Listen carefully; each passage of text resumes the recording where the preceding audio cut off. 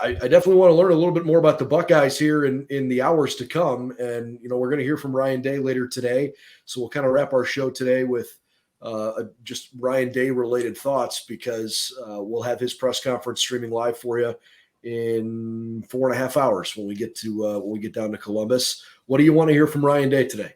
Yeah, we'll see what he has to say. It's, even with speaking with Jack, there's a lot of unknowns on the Indiana side based on their personnel. And it's really tough to understand what you're facing when you've never seen a guy.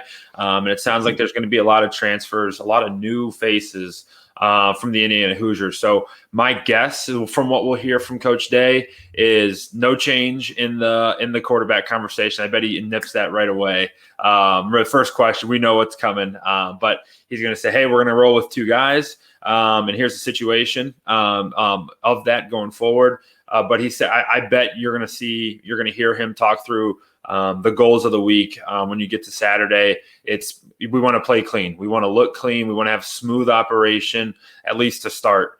Make sure that, there's no boneheaded mistakes. That Ohio State is really just on their P's and Q's as they try to figure out what's going on. And then, as the game progresses, the coaching staff will get a better idea of what they're facing, what they're seeing, and where their advantages are. But I bet you're going to want to hear him say, we want to start smooth. And then as the game progresses, we'll start to, take our shots and find our space. So I bet it's going to be a very ho-hum post or press conference today, just because we don't know too much yet about Indiana, and we don't know too much really about Ohio State. And he's not going to say anything to give anything away at this point before the game.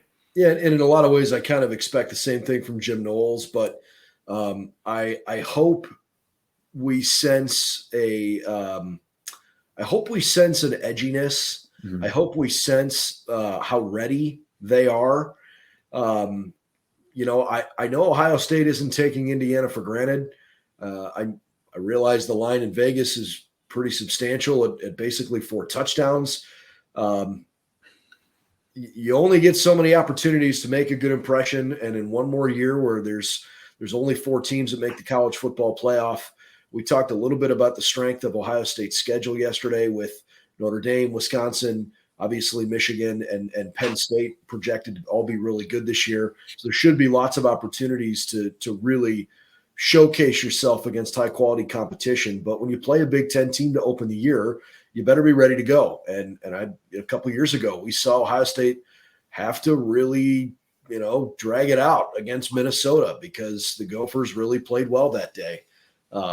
I don't think Indiana, from a talent perspective, is quite on Ohio State's, level.